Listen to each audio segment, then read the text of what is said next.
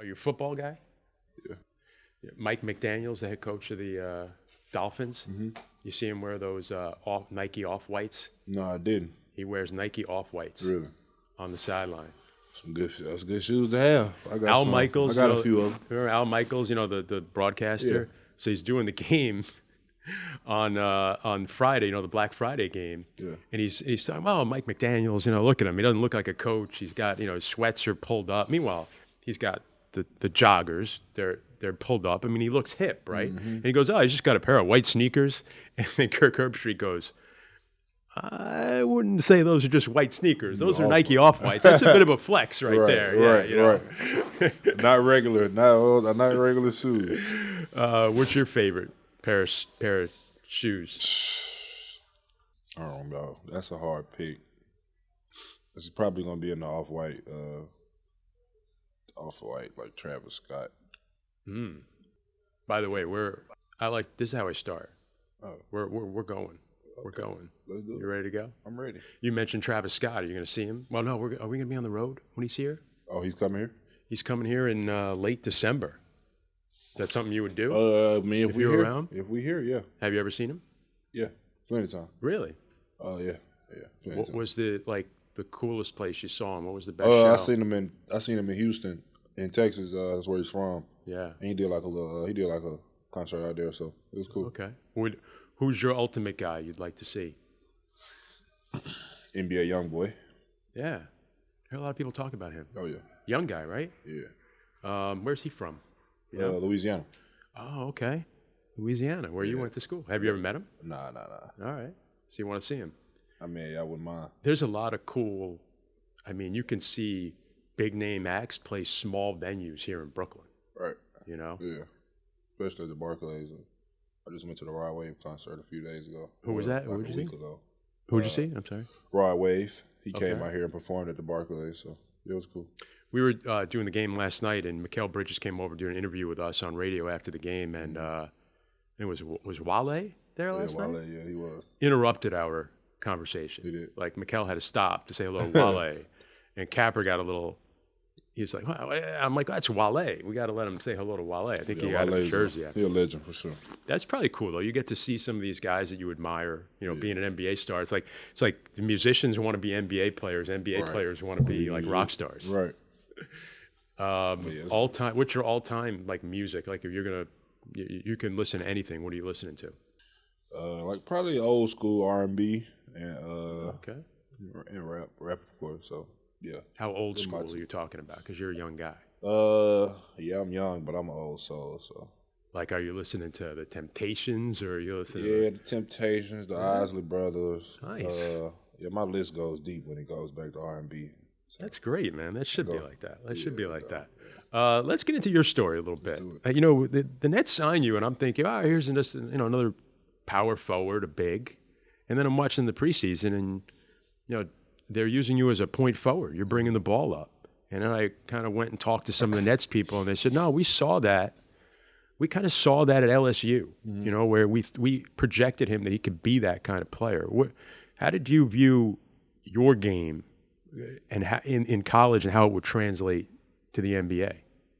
Yeah, I was a big, sort of like a point forward in college too, but I was also having to score the ball. I was also having to score the ball and be, one of the options, like with me and Cam and some of the few other guys we had. So I had to be a scoring option and while also facilitating. So, that's how I see my game. And I knew, whenever I got to the pros that it would be that hopefully, I could still use my ball handling skills, which is what sets me apart. So, I've been pretty much doing it for a long time, and just growing up.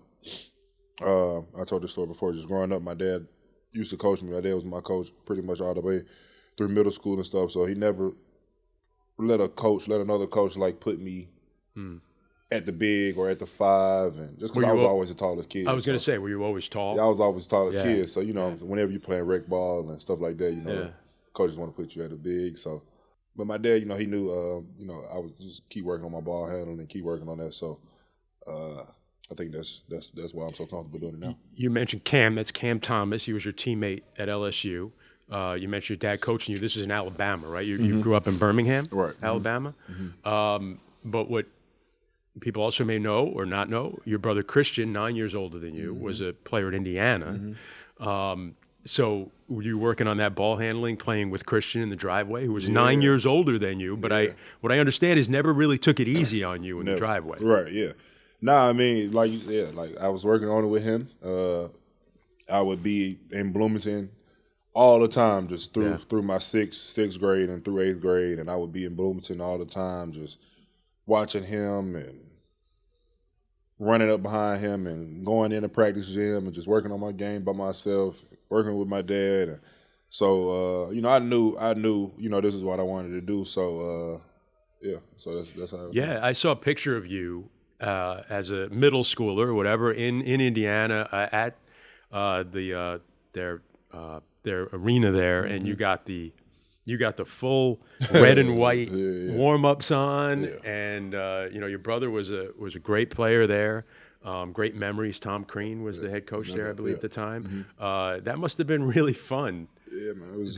Did you used to take the drive while your parents up from Birmingham? Yeah, my dad used to drive it all the time, 7 hours. So, we would leave. Like I would miss a lot of school. I was missing a lot of school back then, and having to make our work and stuff. So, it was fun. Like I was telling, I told my brother, like that was probably one of the funnest times of my life, just being running up behind him and really seeing basketball at a high level that young. Just I was traveling to Indiana, traveling on the road to watch him play NCAA tournament.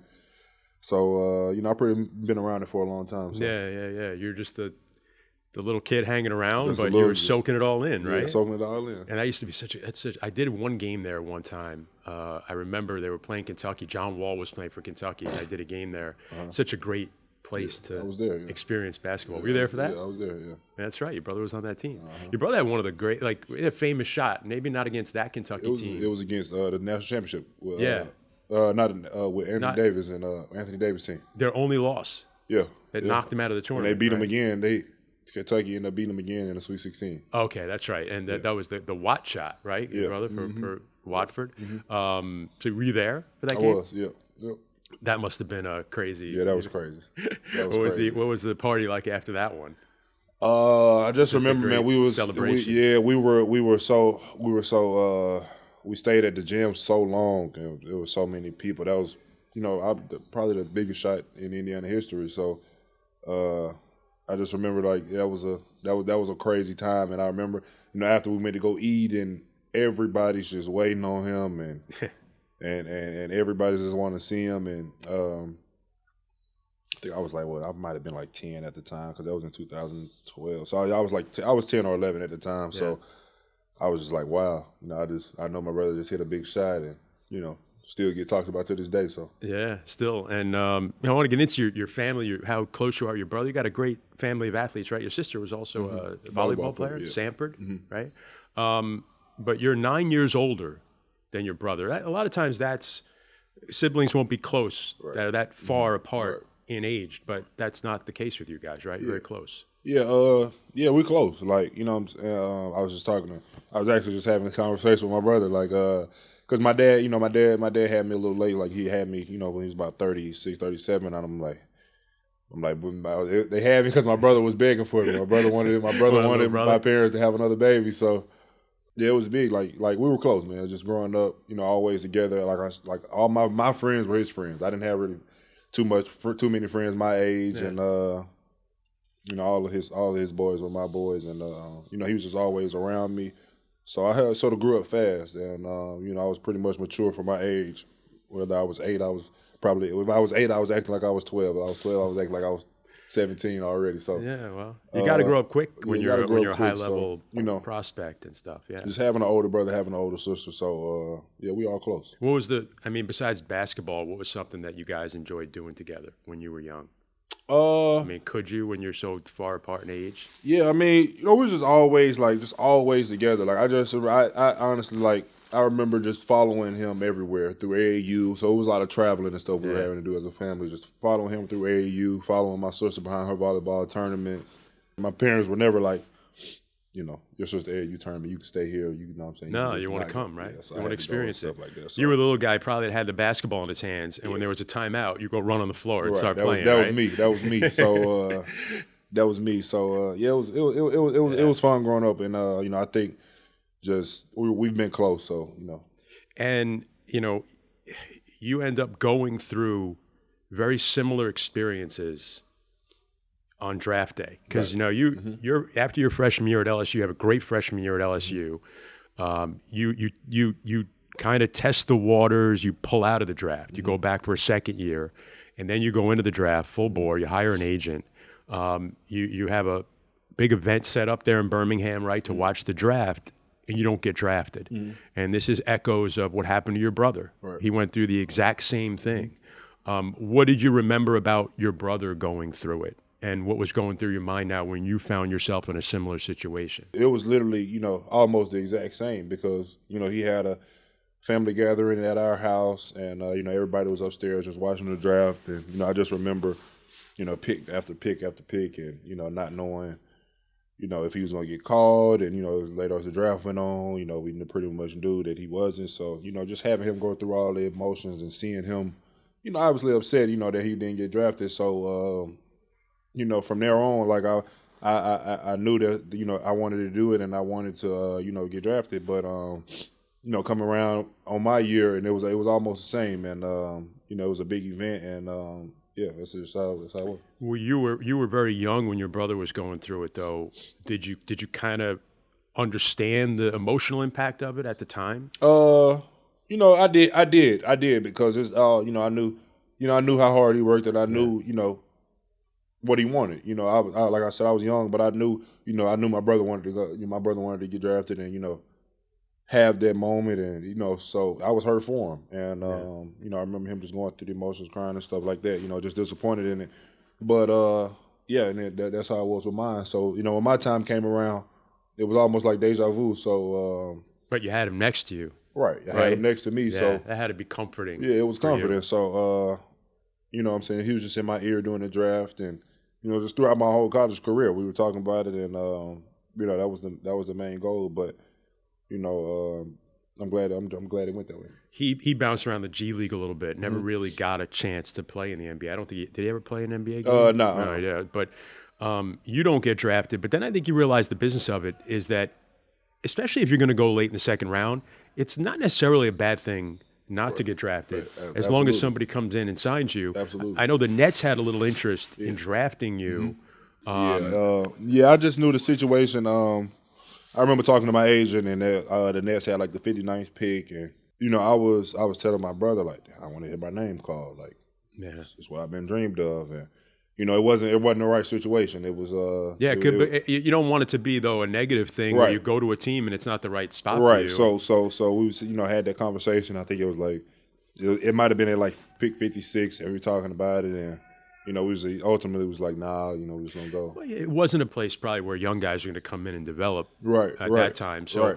you end up going to Portland. They call you, right? You get a call from Chauncey Billups directly. Right. Was he the guy, the first receiver? So what was that conversation like when you got that call? I remember. It was like as soon as the draft went off, like literally as soon as they said the 60th pick, he called me, and he was just like, I'm excited. We're gonna sign you to a two-way, and I was just told him. I just remember, like, I was going through a lot of emotions then because I was upset, and I was just like, I told him you won't regret it, and what I'm saying, like, you picked the right one, and I was excited to get down there. So so you didn't get to hear your name called, but you got a call from Chauncey Billups. Right, I got a call from Chauncey Billups, right? And that was big time. Like when he answered the phone, it was like, yo, it's Chauncey. It was like I was like, dang, I forgot he had the job. I forgot he got the job like a week before that or something. So it was great. Net fans don't have a great memory of Chauncey Billups, though. He once hit a Game 5 of the conference semifinals in 2004. Yeah. He hits a half-court shot to send the game to overtime. Eventually goes to double overtime. The Nets won the game, but Jason Kidd hurt his knee, and then they lost Game 6 and 7. And that was the year Detroit ended up going on and winning the championship. They beat the Lakers with Kobe and Shaq, and that was kind of at the end there. So, yeah, Net fans kind of have the bad memories of Chauncey. To this day, it's big shot. Lawrence Frank was the coach of the Nets at the time, Indiana guy, by the way. Yeah. And he, to this day, he regrets not fouling Chauncey so he wouldn't shoot the three to tie the game. You know, now everybody fouls before you get a chance to tie it. Right. But the people I've talked to who know Chauncey Billups, he speaks very highly of you. What did he, being his background, what was that experience for you in terms of helping your development as an NBA player? Yeah, it was big time. Like we both came in first year, for my first year in the NBA, his first year coaching. Yeah. And I knew I knew how Chauncey, how he played and the teams he played on, and just sort of his grit and his grind and the way he carries himself. So it lined up perfectly, and I was just grateful to have a coach like him to start my career off. And like you said, like he speaks highly of me and I speak highly of him. Like, it was a love relationship, and like I knew how he wanted to play, and this type of style he wanted to play, and it was great. I gotta admit, like I've done your games in Portland, and I mean, you did play. It wasn't like you went to Portland as a two-way and didn't play. Like you got over 100 games in 2 years there. Yeah. But I wasn't locked in. Like they had other, he had Dame Lillard on that team. So were they using you as a ball handler at that point? Were you saying playing a similar kind of role that you are now? I was playing honestly, like I started off playing a five a lot, and I was playing. It looked like a role. Like I'd watch highlights. You were a role player a lot, like rolling to the basket, for dunks and things like that. A lot of floaters and stuff, just in the middle of the paint. And being one of the guys is sort of being a ball handler, but being it at the five instead of at the point, like here.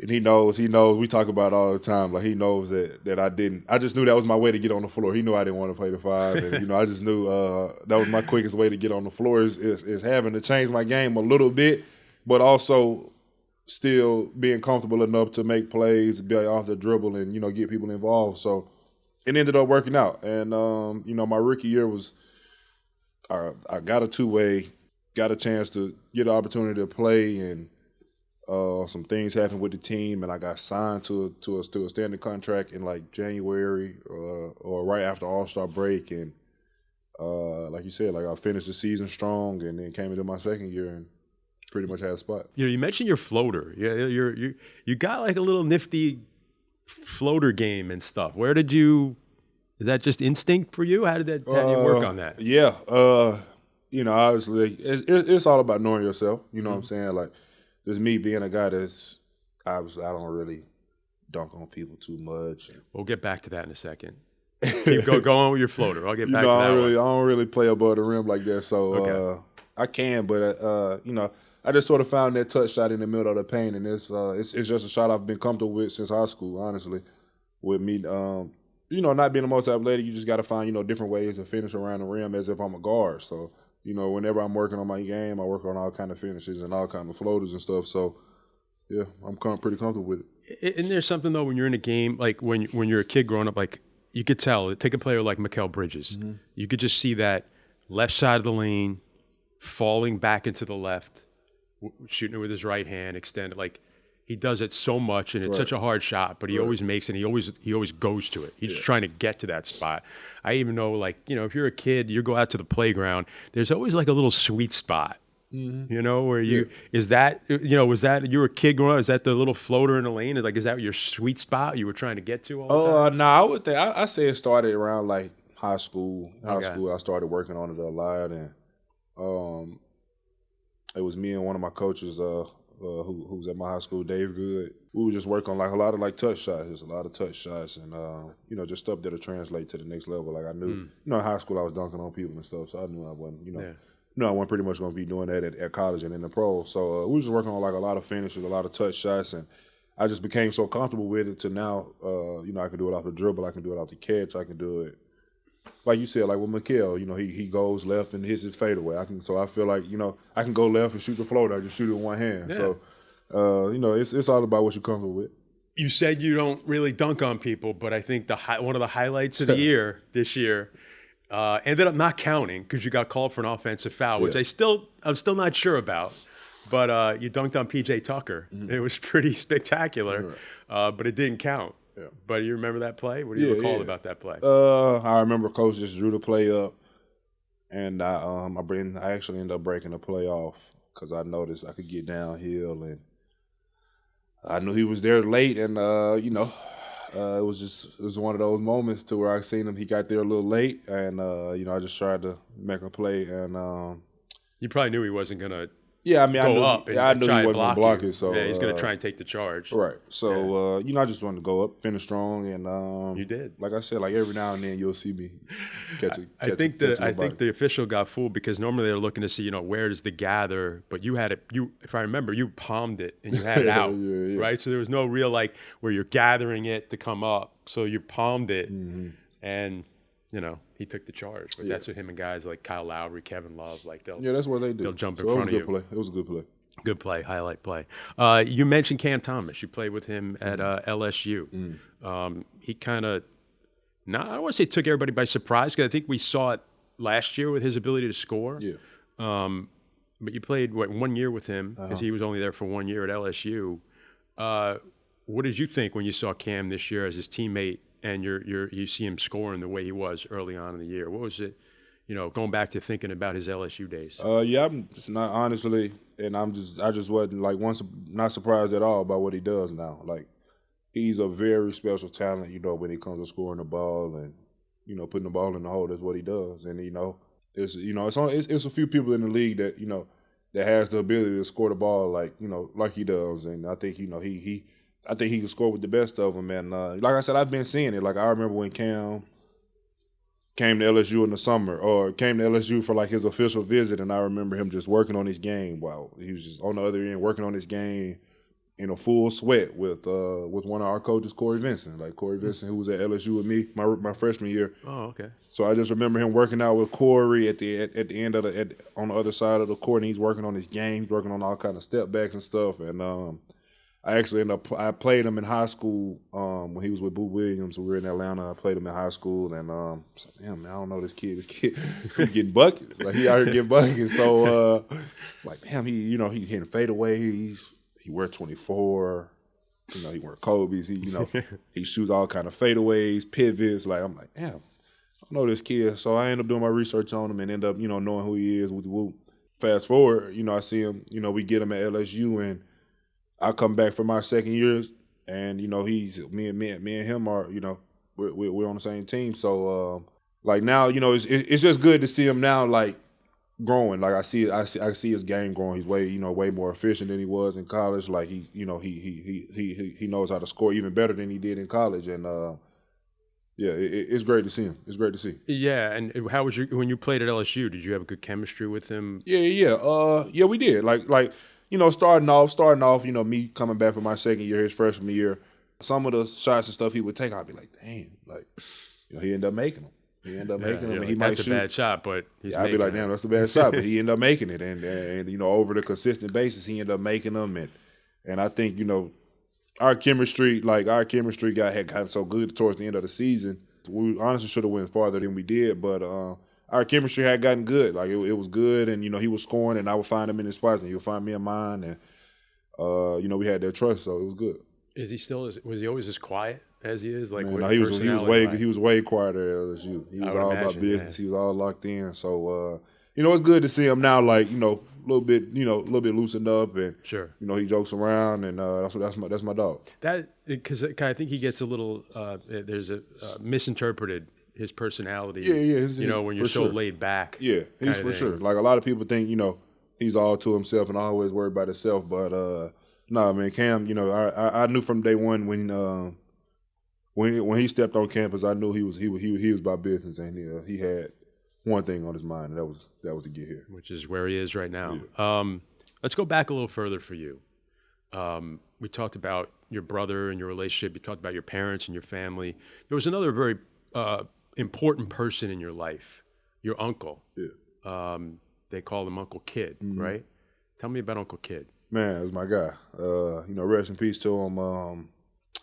He was one of my biggest fans. Your father's older brother? My father's older brother, yeah. He's one of my biggest fans and definitely my brother's biggest fan. like I said, when we take those Indiana trips, he would be right with us, and he would always support any of his nephews and nieces, and that's just the kind of guy he was, and he passed away when I was at LSU, like my second year.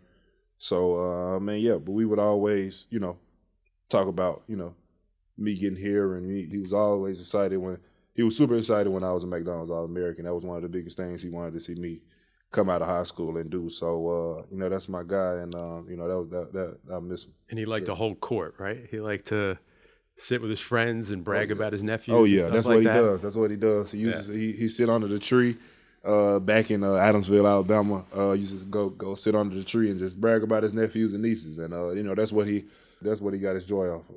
Yeah, and he passed away. You were at LSU. You kind of made a promise to him, right? Yeah. At that moment? No doubt. What was that?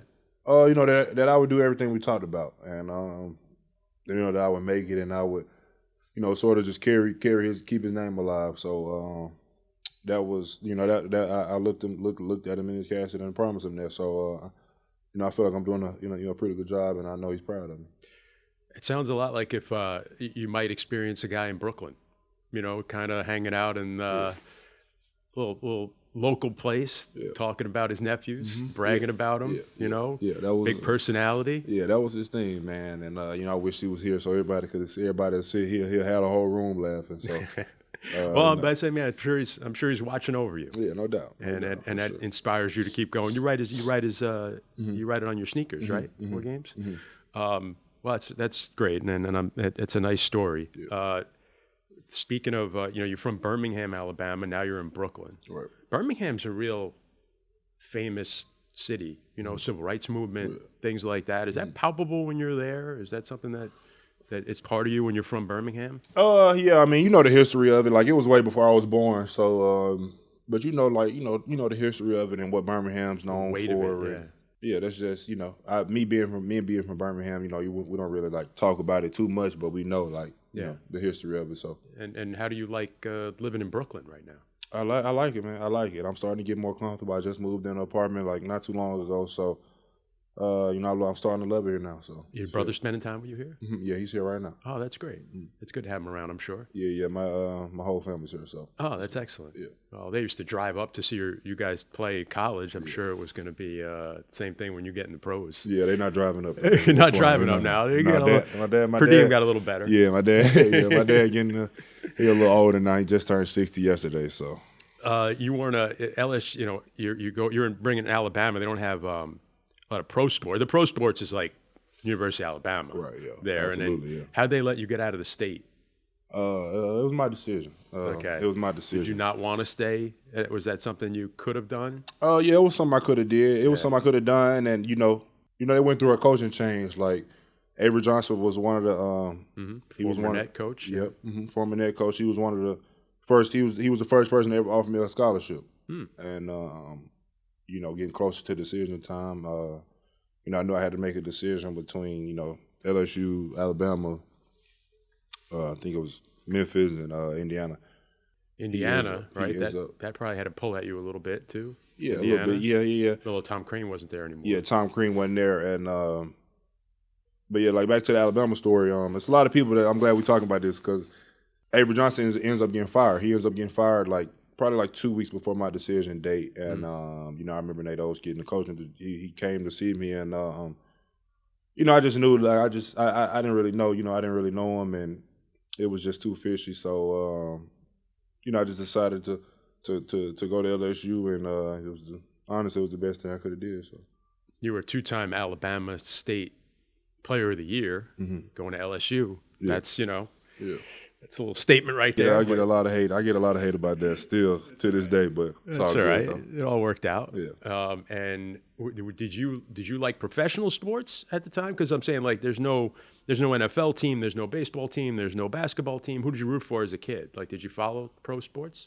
Yeah, I was a Laker fan. Yeah. I was me and my dad were a Laker fan, and my mom and my sister were Celtics fan, and my brother was a LeBron fan. Yeah. So. Who'd your brother like? He was a LeBron fan.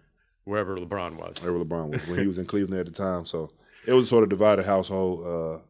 My dad I had all Kobe jerseys growing up, Kobe shoes and stuff. So, and my mom was just loved Ray Allen and Rondo. So my sister just got on her side, and Eddie House and Kendrick and KP back then, and yeah, it was a divided household. Who was the guy? So was Kobe your guy? Like, was that the proverbial poster on the wall that was Kobe? Yeah. Any other athletes in other sports that you admired? No, not really. That was it? Basketball was your thing, right? Yeah, basketball. Favorite thing that you and the family have done so far since you've been in Brooklyn? Favorite thing that we've done since I've been in Brooklyn, I think my favorite thing is gonna be tonight. We're celebrating my dad's 60th birthday tonight. So that's great. As we tape this, doing it pretty good. Where are you gonna go? I'm having like a little private dinner for him and a little birthday party for him tonight. So breaking in the new apartment? No. Oh, you're doing outside? Not my apartment. Oh, okay. breaking in a private little restaurant, little birthday party celebration for him. So tonight's probably gonna be the best night. So just being with my family and celebrating him. So I appreciate you taking the time here. I think people really will love getting to know you a little bit and your story. I always end this thing by, I'm big with the Jim Valvano thing. That speech at the ESPYs about never give up. Right? Mm-hmm. You're a perfect example. Right. Things you've gone through. Never give up. Mm-hmm. And he said everybody should do 3 things to kind of live a full life every day. Mm-hmm. Laugh, cry, think. Mm-hmm. You gave us something that's emotional. I think your relationship with your brother is emotional. I think your relationship with your uncle and your family is emotional. So on the other side of it, you want to laugh. You look like a guy that has some fun with me. Yeah. Maybe it's an actor, a movie, a teammate. What makes you laugh? That I'm grateful and I'm blessed to be able to wake up and do what I do what I love to do. So, I just live life to the fullest. And, I just try to light up every room.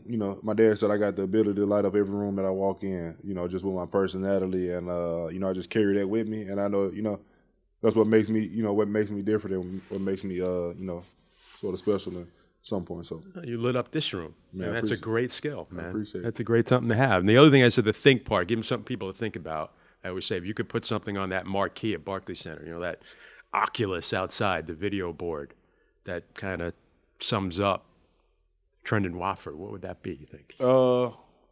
Just think about, I guess, a guy that's been through, been through adversity and, had some bumps in the road and, like you said, just never gave up. So, I'm still working and I'm still grinding and I'm still young. So, I feel like the sky's the limit for me. And the movie still continues. The movie still continues, for sure. Man, we appreciate you joining us. You've been a revelation for the Nets this year, and hopefully there's more years to come. Of course, no doubt. Thanks, man. I appreciate you, my man.